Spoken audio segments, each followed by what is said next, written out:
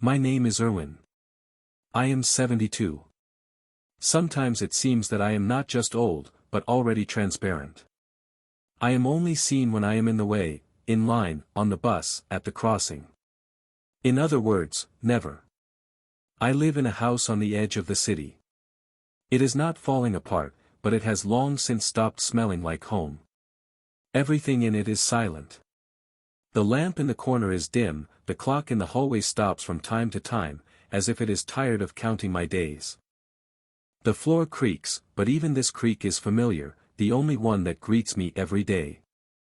Once this house was buzzing.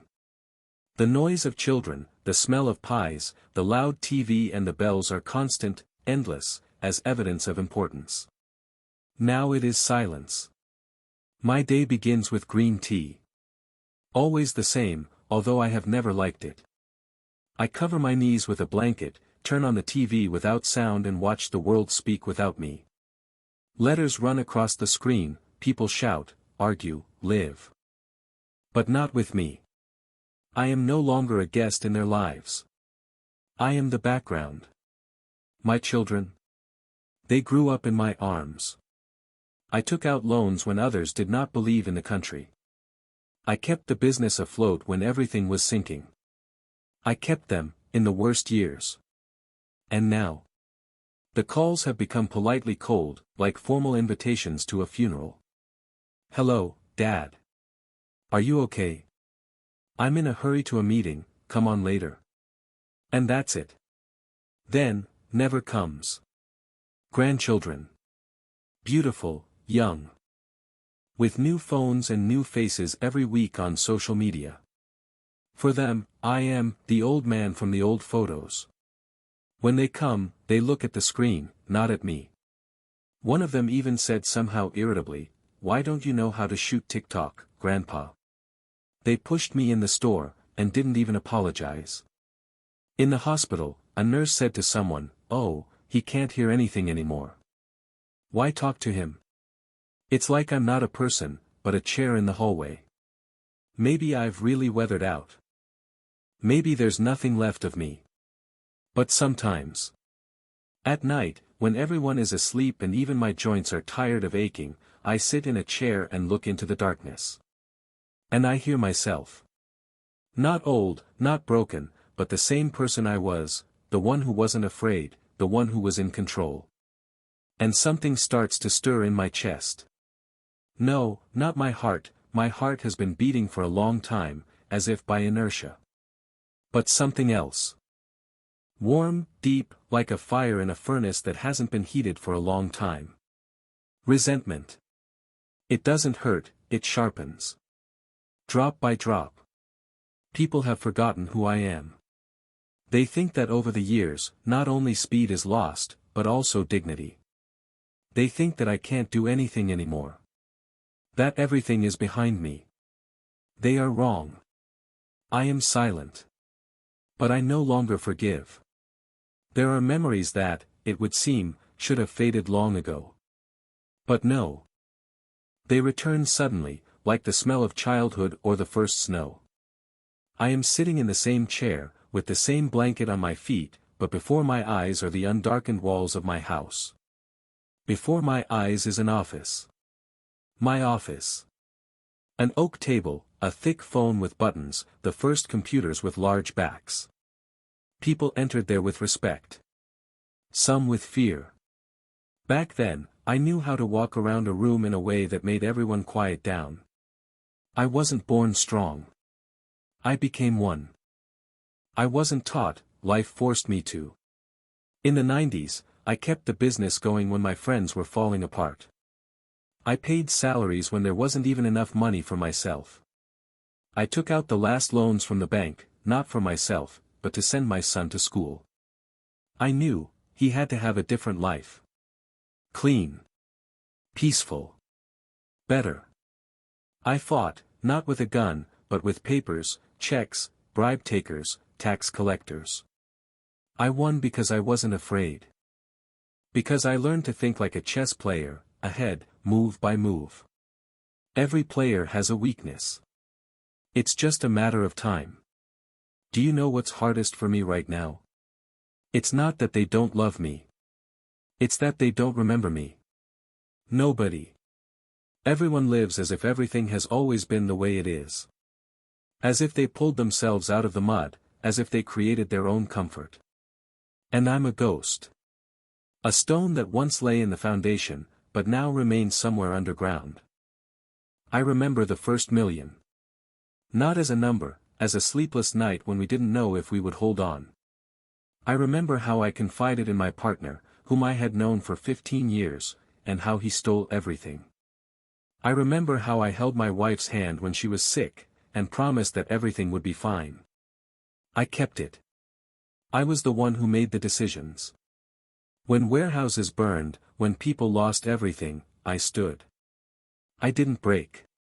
They even called me Steel Man in the press. Now that nickname sounds like a joke. Today, I'm the one who is pitted. The one who is patted on the shoulder with pity, not respect. People love the strong, but only when they are useful. The old power is an inconvenient truth for them. It reminds them that they don't remember anything. And they're not grateful for anything. I look through old photos. Little children are holding my hands, those who are now afraid to call. Next to me are partners who swore allegiance and then disappeared like steam from a mug. But I'm not angry. I'm just counting. I've always counted. Now it's different. Now I'm not looking for profit. I'm looking for balance. In nature, everything returns to normal. And those who have risen on my shoulders must learn what it is like to fall without support. Not yet. It is still too early. But the thought is growing. It is like ice underfoot in spring, it cracks, it warns. And when it finally cracks, I will no longer hesitate. Pain isn't always about blows. Not screams, not tears. Real pain is small, imperceptible, like rust. It seeps into the cracks between days and sharpens, sharpens, sharpens. I called my son yesterday. Just to hear his voice. Hi, Dad. I can't right now. I'm in my office. Okay. I'll wait. No, better come later. Okay. No. Not good. I sat for another 10 minutes with the phone to my ear. Not because I was hoping to, I just didn't want to hang up. Because when I do, the silence gets even thicker. My grandson came over on the weekend. I asked him to help me get water from the car. He had a phone in his hands. He looked at me, grimaced. Seriously? Can't you do it yourself? My knee hurts. Well, I should have trained earlier. And I left. I left alone, limping, holding on to the fence as if it were my last dignity. I stood in line at the clinic for 2 hours. When I finally got there, the doctor, without even looking, said to the nurse, "Take him away. He won't understand anything anyway." But I heard everything, I whispered. She raised her eyebrows in surprise. Well, you see. I went out and wrote down, Darf Lavrova, for 25 p.m. humiliation. Everyone thinks that old people don't remember. That memory is something that fades. And it's more accurate than a computer. I write down names, dates, intonations. I even remember the smell of the perfume of that banker who refused me a deferral of payment. He once asked me to help him with his license. I forgot. I remember everyone who was silent when he should have spoken. And everyone who laughed when I fell. One of the neighbors, young, tall, with a trendy haircut, saw me drop a bag of apples near the entrance. He came over. I thought he would help. But he stopped, took out his phone, and took a picture. He smiled. "This is for a nostalgic art project," he said. I didn't answer. I just picked up the apples. Then I wrote down, Genya, neighbor from apartment 12. Photo. 2:40 p.m. I didn't get angry. I didn't get indignant. That would have been too easy. I watched. Calmly. Like a judge at a tribunal of memory. My notebook is almost full. Every day, new names. New cases. They don't know that they are being added to the list. That every humiliation is like a drop falling on a stone. And water is not weak, it just needs time. And I have time. Maybe more than they do. I don't watch TV anymore. There is too much fakery there. I listen. I read. I remember everyone I once supported. Who I signed a certificate for. Who I saved from court, from bankruptcy, from shame. And who is no longer greeted on the street. These little things are not just moments. They are threads. I weave a canvas. And with each new thread it takes shape. For now, it is just a sketch. But soon, there will be a painting. It didn't happen suddenly. Not dramatically. Without lightning, without thunder, without epic music. I just fell one day. I was carrying 2 bags of groceries. One broke. The can spun on the asphalt. I reached out and couldn't keep my balance. I got down on one knee, then on both. People walked by. Some walked faster so as not to look. Someone smiled. Someone grumbled, old people are already dangerous to themselves. And only one phrase entered me like a needle under the skin, nobody needs you. I sat like that for 10 minutes. Not because of the pain. Because of something else. As if everything inside had fallen to the bottom. And there, deep down, something clicked. Quietly. Finally. It wasn't anger. Not rage. It was emptiness that finally took shape. The voice that once said, "Be patient, they don't understand," froze inside me. It fell silent forever. I got up. Slowly. I walked home in silence, not feeling my body. I went in. I locked the door 3 times. I sat down in the darkness. Only one thought was going through my head, enough. I went to the wall where the old carpet hung. I opened it. I pressed the panel. The key I carried in my sock, I never left it. The safe clicked like an old bone. I opened it for the first time in 12 years.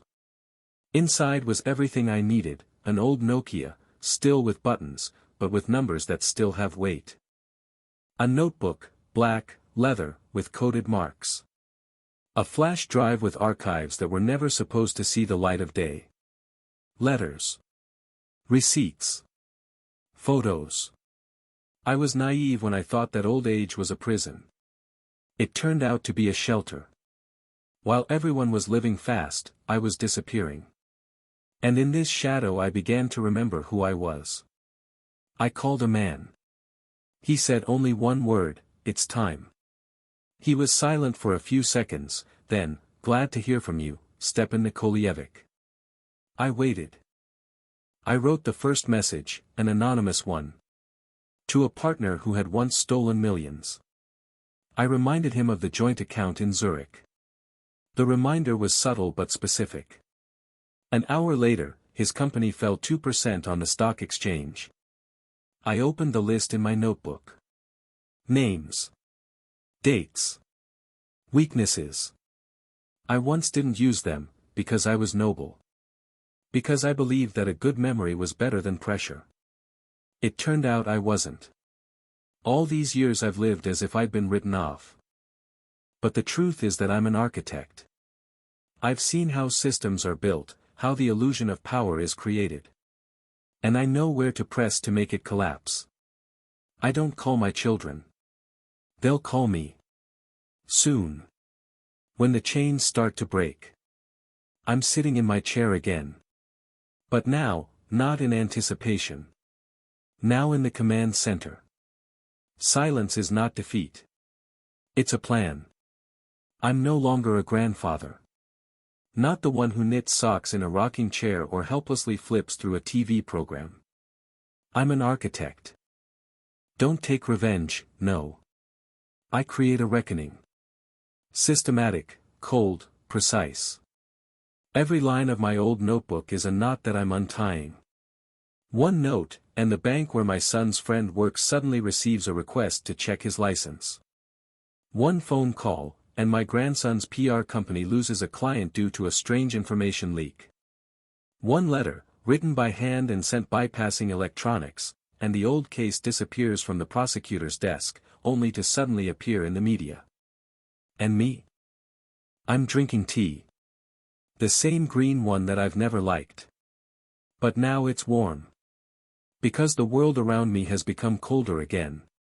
I'm at the center. My son lost a contract with the government. Someone anonymously passed on copies of conversations with oligarchs. He turns pale on the screen when I see him on the news. He doesn't know yet that this is just the beginning. His grandson doesn't laugh anymore. His influencer project was blocked after his private messages with derogatory remarks about veterans were posted. It wasn't a montage. It was real. I simply forced his truth to come out. I don't destroy. I reveal. People fall by themselves, you just have to slide a mirror over them. Everything they built was shaky. Built not on conscience, but on convenience. I just lifted the veil. My weapon is the truth. As ancient as the world itself, and just as forgotten. I only operate at night. During the day, I'm the same old me. In line, with a stick, with a package. But now it's my camouflage. I'm invisible. And this is the strongest form of presence. No one suspects me. But they already feel me. The phone rings more often. Son. Daughter. Former partner. They say the same thing, Dad, we would like to visit. We were busy, but you know, how are you? I don't answer. I listen. After each call, the silence becomes thicker. It is not empty now, it is filled with fear. Not mine. Theirs. They can't see me, but they can't help but feel it. I have become a presence. A changed wind that enters the room as soon as they mention my name. The house has a different atmosphere. It hasn't changed on the outside. But inside, it's headquarters. I have put things in order. Things have their place. Time has its weight. A look has its power. The neighbors have started to greet each other. The nurse smiles when they meet. The pharmacist gives a check with a random discount. I don't say anything. But they feel something. My old archives, work. Old acquaintances, are back in the game. Some are happy, some are afraid. Everyone remembers. I don't want thanks. I don't want love. I just want one thing, that everyone who has forgotten who I am, never forgets again. They came unexpectedly, like the sublime silence before a thunderstorm, but already after the storm. The daughter appeared first, with eyes searching for an apology, but not yet knowing how to say it. The son, with his hands in his pockets, like a student who has been summoned to the carpet before a teacher. The grandchildren stood aside, like shadows, trying to assess whether it was dangerous to approach. They brought with them continuous questions. Not words, but empty spaces in the conversation, and nothing that could fill them. The house smelled of tea and old papers. I poured a cup, 2, 3. Each sip for me is now a ritual.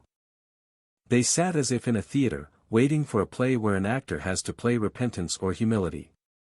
I looked at them for a long time. Without words. They talked non-stop, apologies, excuses, talk about being busy, about new projects, about, we didn't know it would turn out like this. They uttered words that could only turn back time on the floor of a nursery, but could not restore the foundation on which a whole life was built. When the wave of speech died down, my daughter took my hand. She said that this news was an attempt to get closer, that they were afraid of losing their reputation, that they had decided to come to talk. My son asked me directly, Dad, what do you want? His eyes were empty with fear, not for himself, but for what might come to light. I answered without a word. I looked. I let them feel what I had seen for years, how little they remembered. In whispers, from the prescribed silence, the weight of which I had spent so much time learning, there was not forgiveness but firmness. Not punishment but reflection. No one fell to their knees. No one began to cry theatrically. There were a few uncertain words, we knew, we understand, but the most important thing happened after. They left without waiting for my answer. They left to return to those worlds where convenience ruled, and where their problems were solved not by facts, but by the soft words of an associate PR. A few weeks later they gathered again. Other calls, other events, and not with a hint of pity, but with the phantom of fear. The people I had always kept by my side began to ask for meetings, call at night, ask for help. They brought papers, swore cooperation, tried to offer profitable deals in which I was supposed to become useful again. But I was no longer a marketable commodity. I was a test. I did not choose to punish them. I simply gave them a mirror, and each of them saw his reflection in it, not as a young man or a successful manager, but as a person who had forgotten who lifted him up. And when they looked, they fell. But the fall was not merciless. It was pure, like an open book. The last entry in my diary is short, like a sentence, but not bloody. I do not write to celebrate a victory. I write to leave a mark. There are few words. The power of old age is not in breaking, but in showing the truth. I do not forgive, because forgiveness is a gift to the weak. I do not avenge, because revenge destroys the one who avenges. I have learned how illusions are built. I have removed the veil. Now they know who they are. This is a lesson that breaks their peace, a lesson that, perhaps, will someday turn into something else, respect, fear, or memory. So be it. I lived to see it. I did not become a hero in their eyes.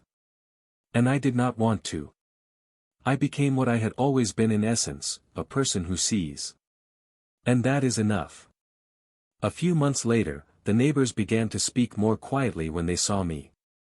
One of the grandchildren, left without a project, came up and instead of joking, simply looked at me.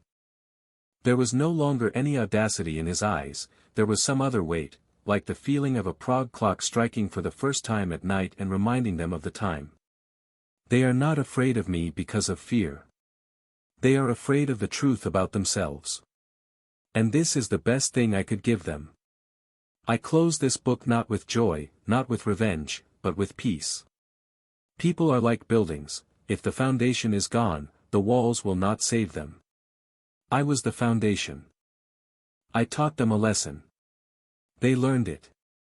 And now, in my last entry, I no longer raise my hand for justification or pardon. Only for remembrance. Old age is not the end. It is another power. It sees everything. And that is scary for those who lived in the penumbra. I close the pen. The tea has cooled. The TV is off. And in the silence they feared so much, I feel not emptiness, but completion. I am unforgiven. But not furious. And that is enough. Subscribe and like this video, more interesting revenge stories of elderly people coming soon.